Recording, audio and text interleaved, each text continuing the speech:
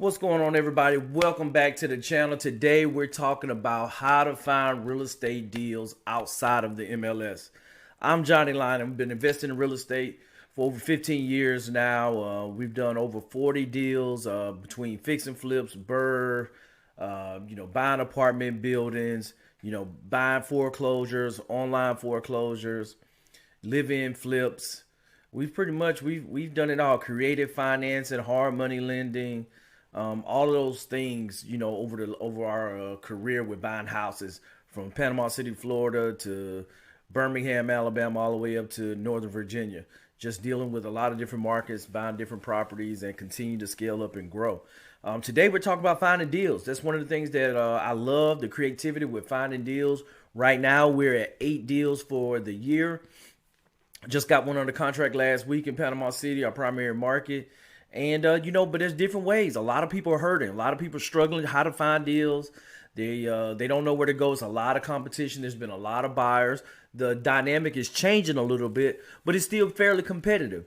I think 6 months from now, as you get into 2023, you might see a lot more supply on the market as, some of the Wall Street buyers, iBuying companies like Zillow, and they start pulling back and not buying as much. But in the meantime, you got to be able to find deals outside of the MLS.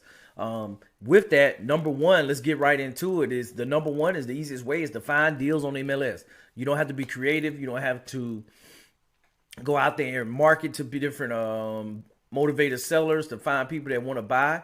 But the thing with MLS, a lot of times you got more eyes on the listings, you got more investors, you got more potential buyers that's looking to buy that property. So more competition is going to drive your price up. That's right. You're going to have to pay a higher cost in order to get the deal. And we don't like to pay more. We don't, as real estate investors, we like to play cheap as possible for these properties because our motto is to buy low, sell high. We add value in the middle to increase the value of the property. And so that's the thing with MLS. I love the MLS. That's one of my primary strategies with networking, building relationships with realtors and brokers, whereas that now they can be your eyes and ears to bring things to you before it hits the market. So that's one of the strategies with the MLS, that you have listing agents. But one of the things that we love to do, we love to work with the listing agent versus us having an agent that works on our behalf and goes work with that agent to get the house under contract and represents us as the buyer, and the other agent represents the seller. That we let the agent that's working with the seller already represent us too. Whereas that we can get the information on how they're making decisions, how motivated they are, and when they're looking, the time frame and things like that when they're making decisions. You can move extremely fast working with the listing agent as your agent, to kind of, because they're motivated, because the secret behind that is now, instead of them just only getting 3% commission on the deal, they're getting both sides. They're getting a full 6% commission on the deal. So they are motivated to make sure that you're successful because they're going to get paid more. And so that's the thing. Number two, another free one is driving for dollars. Getting out there in your car, taking a different route home every day, going down a couple side streets, taking a couple hours out of your Saturday or your evening drive to go drive and look for vacant houses. Houses that are, the grass is grown up. You got a bunch of newspapers piled up, needs a paint job, a bunch of debris on top of the roof. Anything that shows signs that the house isn't being maintained, it's not being lived in, that there may be opportunity to find an off-market property. You can drive for dollars in different neighborhoods. Those signs you can look for sale by owner signs in the yard, where you can call the owner. For rent signs, maybe a property's been for rent for 4 or 5 months, and the owner hadn't been able to get it rented out. Maybe because it's not updated. Maybe because he didn't have a lot of pictures online or anything like that. So you never know. But you can call and inquire. They may be interested in selling the property to you, and they may own it outright and sell with terms, whereas that you don't have to bring all the money that you would for a traditional loan to the table to finance it, and they'll become the bank, and you just put a small down payment, and you take over the payments, fix it up, refinance it, pay them off, and now you own the property. And so that's one way that you can get in with driving for dollars. The next one, networking and finding Facebook groups and local real estate investor association groups, your RIA groups, in your local area. You can meet with wholesalers, other landlords that are there that maybe want to sell a property they have in their portfolio. You just get so much synergy just being around other investors that's localized to that area. Especially now with the pandemic, and a lot of organizations that they meet virtually. So you can tap in if you're in Los Angeles or San Francisco, a very expensive market, but you may be buying real estate in Tulsa, Oklahoma, or Dallas or Houston, or some market in the Carolinas that cash flows a whole lot better than San Francisco would. And so now you can virtually tag up in those weekly meetups, monthly tag ups, whereas that you can meet people in the market, boots on the ground, contractors. A lot of lenders frequent those meetings. And so there's a lot of goodness where you can get deals from just being in those meetings and building relationships to expand your network. So that's a great one. Now start kind of getting into some of the paid avenues where you can find leads to get more deals in 2022. Is going to be direct mail. Direct mail still works. I'll tell you from a lot of people within my network that do it on a high level, that spend thousands of dollars on mail each week, that the conversion rate is going down. They're getting swamped. There's a lot of people sending out mail. Some homeowners are getting 10, 15 pieces of mail a month. Some more than that. Just because there's so much competition. A lot of people sending out a lot of the same list that a lot of people push, that these people go out, pull the same date, and everybody's mailing the same folks, and they get aggravated. And so you can look at the direct mail, but the money with the mail side of it is finding niche lists that you can target and be in it for the long haul. You don't just send one round of postcards. You got to send at least 6 months worth of mail, once a month, hitting them up and going through, whereas that you're consistently marketing to people, whereas that when they have the opportunity to sell or something changes in their life and they're ready to sell, now you're top of mind because you've been constantly marketing. Because guess what? McDonald's has been around forever. They still market and advertise. Coca-Cola has been around forever, but they still have marketing and advertising dollars. They're still out here pushing their product. And so that's one of the things with direct mail. You have to be consistently marketing people. So when they're ready, they're hungry, hey, they're going to come and eat at your restaurant. So when they're ready to sell their property because they just evicted your tenant or a loved one just passed away, they're going to call you. Public records. Public records are a great way to get free information for evictions, for landlords that just evicted someone. You can also get information on pre-foreclosures, people that are 90 days late on their mortgage.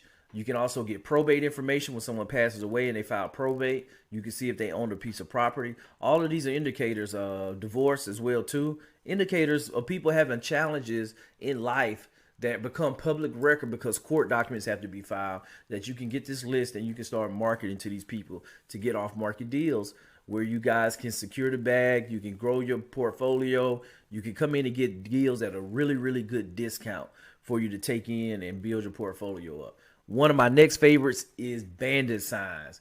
I think this year matter of fact, I'm glad I just thought about that. We need to send out some more Bandit Signs. We spent, I think, $440 for 100 signs with the H stakes to put them in the ground. And I think we paid $250 to have them put out. And we got a deal that we wholesaled and I think we made $33,000 on the wholesale on that deal. Bought it at $71,000. And I think we ended up selling at $129, and it took us about $10,000 to clean it out, and to get it ready where we could put it on the market. So made $33,000 from $400. I think we invested a little bit over $600 with the signs, and then we're paying somebody 14 hours away from where I live, by the way, in Panama City.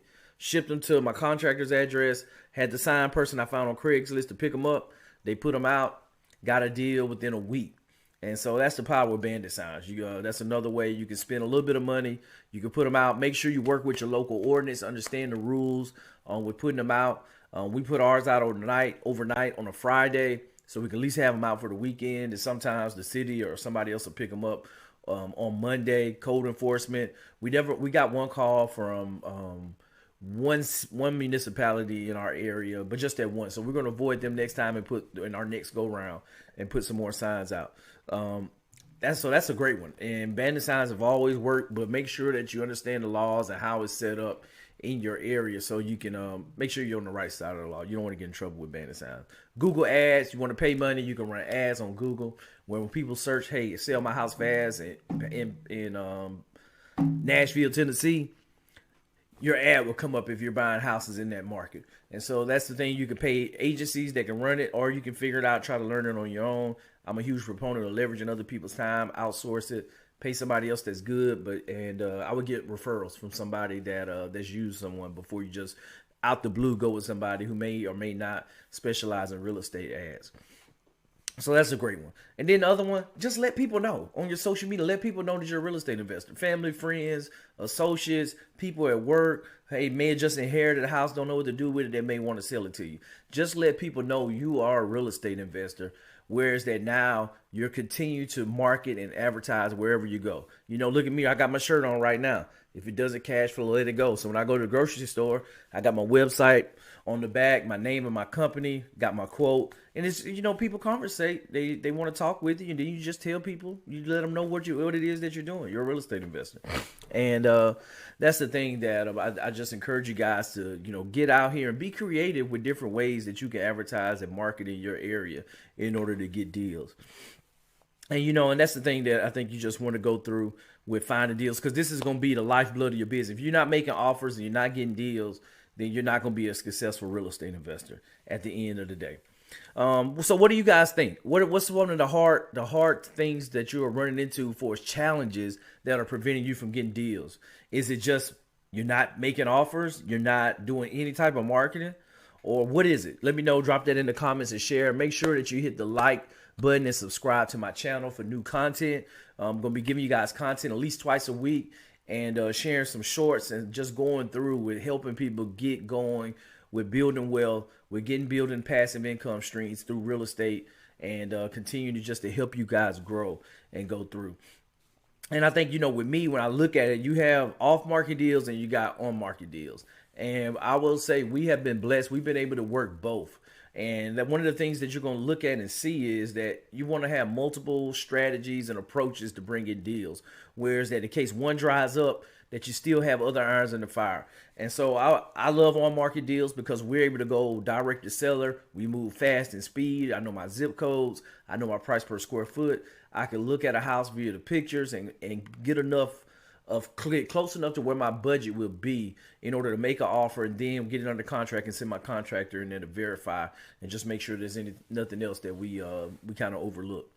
But pre-foreclosure, you know, not pre-foreclosure, but off-market deals are great because there's no competition. You don't have to move as fast. I'll say that back. You do need to still move with speed. You can't, because as you're talking, somebody else is going to be coming through, probably calling. And so you can't take that for granted. You got to be Johnny on the spot, if you will, with getting your offers, being speed. You want to move expeditiously to get things going and make decisions. And so that's where that knowledge helps you move with speed, where you can take action and you can get deals under contract. So I'm a little biased. I like both strategies. So I can go with on market leads and with off market. But you got to just pick something and do it and get good at it at the end of the day. You know, so that's the thing. Timing is always key. You know, when you want to talk about secrets, you got to be on time. You got to be there, take action. Soon as something comes on Zillow, if it fits my buy box, my criteria, I'm calling and I'm getting on it, and I'm reaching out to that listing agent and getting all the information I need to make a decision. You got to look at a lot of deals. You say no more than you say yes. As deals come on, you look at them, you're like, okay, this doesn't fit my criteria. This is overpriced. This is overpriced. I can still call the agent. Hey, are they entertaining offers? This is my number, and just let them know. Now I have a new contact, and you can follow up on the property. You know, so you always want to be making offers and looking at a lot of deals, because if you're making, we always say make offers, not excuses, because you can come up with an excuse on why not to do something all the time, but you need to be making offers at the end of the day. And you got to continuously build up your pipeline. Whatever it is doing with your marketing, continue to add to it, continue to refine it. I have a cold caller that reaches out to people. We send text messages to people, about 500 a day. You know, we're not sending mail right now. I think we're going to start sending some mail to our niche list. We're doing that, and we're reviewing deals that come on the market. Those are kind of our main three thrusts that we focus on in order to generate deals in our market. And that's one of the things that you want to do. Continue to build up that pipeline. And when you reach out and talk to people, they may not be someone that's looking to sell now, but that's why you got to have your CRM, or have your client what does CMR even stand for? Your CRM. But your client response matrix. You want to be able to follow up with people. You want to have a list where you maintain and you can follow up with people, whether it's text message after so many days, or whether it's sending mail, or it's picking up the phone to give them a call. That you want to do that. You want to do that with your realtors too. All the realtors in our network, we want to reach out to them at least once a month. Let them know we're still buying. We want to be relevant. So when somebody calls and say, hey, I got a fixer-upper, they're like, I just talked to Johnny last week. Let me call him. I got a deal for him.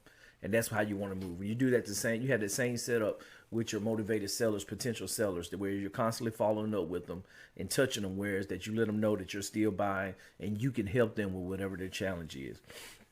And be prepared when the deal comes. That's it. That's my last piece of advice. Get ready for the deal, because the deal's coming. We know the deal's coming. We're in anticipation that the deal is going to be coming. So we need to be ready to strike when the opportunity presents itself to get the deal done. And at the end of the day, success loves speed. You got to be able to take action. You got to be ready to execute. And that's what it's all about, preparing ourselves, practicing, so when we're in the game, we can come through and deliver. And that's the thing. And I got another video out there that kind of talks about how right now is the best time to buy real estate, to come in as a renter, a landlord, to rent out property and continue to build wealth. Whereas that I think over the next couple of years, there's going to be a lot of opportunities, whereas that you're going to have assets on sale in a recession, that those who have the knowledge and know how to bring the money to the deals and be creative, that they're going to create a lot of wealth over this next time period. So drop your comments, your thoughts below. Make sure you subscribe, hit the thumbs up button. And, I love to see you guys on the next video and hear your comments below. That's what I want to, share your comments below. And then also, if you hadn't downloaded your free copy of my book, Millionaire Real Estate Success Strategies, What They Forgot to Teach You in School. So that's it for today. Make sure you subscribe to the channel, hit the thumbs up button. If you haven't downloaded my new book, Millionaire Real Estate Success Strategies, What They Forgot to Teach You in School, we have the link down below so you can grab your copy right there and just kind of get some background on my story and a lot of the real estate investors in my network that I had the opportunity to interview to put that book together to motivate you to go start taking action and start getting deals done. And I will see you on the next video.